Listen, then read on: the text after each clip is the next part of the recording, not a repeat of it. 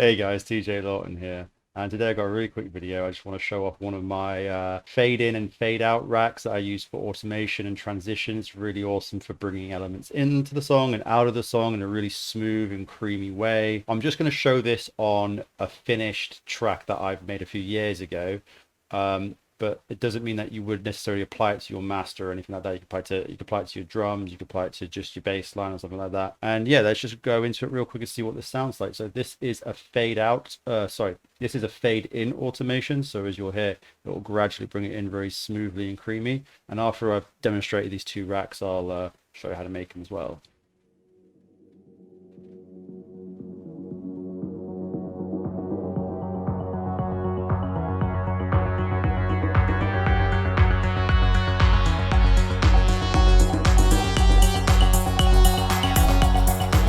As you can hear, it's very subtle, very smooth, very clean, and it's just one knob. You just turn it, and it does everything for you. The second rack I got here is one for my fade out. It essentially does the same thing, except it works in reverse. There's slightly different settings, and it also has a freeze once it's at 100%.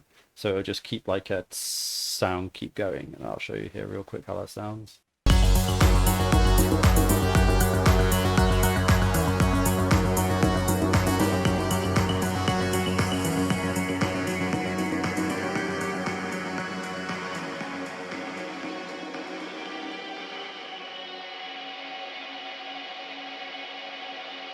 And if you want to break the freeze, just bring it back down.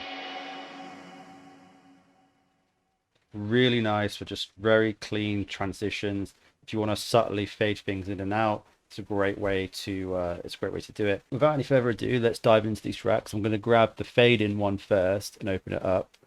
And as you can see, I've got two filters, two auto filters, and a reverb, and that's it for the fade in one. It's that simple.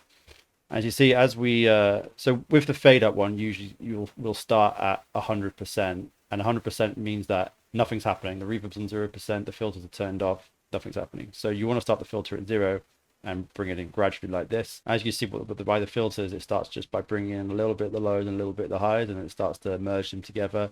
At the same time, it reduces the amount of reverb. As you can see here on 0, the reverb's 100%, and it starts bringing it in. And it starts taking away the reverb to make a more clean, more apparent sound. And that's generally it. And it's so simple to make. All you need to do is automate the frequency here, and then the reverb knob here, and that's it. Now the fade out rack has a bit more to it. I'm using my filter and automation rack from 2 videos ago. If you check that out, how to make this is just embedded in here. But then I also have a reverb and a cabinet and a freeze macro. So as I turn this up, what happens is the cabinet is sort of like condensing the sound and making it more boxy. It's also only outputting in mono. So as I turn the dry wet up on the cabinet, it actually becomes more and more mono. And when it's on 100%, the sound just goes completely mono. This is to make it really thin. And at the same time, these automations on the auto filter are also happening. As you can see, when it's on 100%, I'm taking out much of the lows and a little bit of the highs. Just a little bit of the highs, because I don't want none of that like shimmer to come through when it freezes. Otherwise, it'll make like a piercing sound. But yeah, as you can see, as I turn it back down, then everything turns off at 0. It's important to make sure that when the rack is at 0, that you turn off like a lot of these things, so you're not taking up CPU when it's not being used, and as well as you're not like accidentally putting any processing onto the sound or anything like that. It might not matter, but this is just what I do to make sure that it's clean. Turn it up, reverb comes up, the cabinet comes up, and then the filters are taking away some highs and some lows. Really that easy. It's that simple. You can actually grab these 2 racks and my filter rack in my template. If you want to check that out, there's a link in the description. And yeah, that's all for today's video. Just a really quick one. I hope you find this useful. I personally use these racks all the time. They're awesome. I have them literally on every single channel on my template. And yeah, please like and subscribe, and I'll see you guys tomorrow.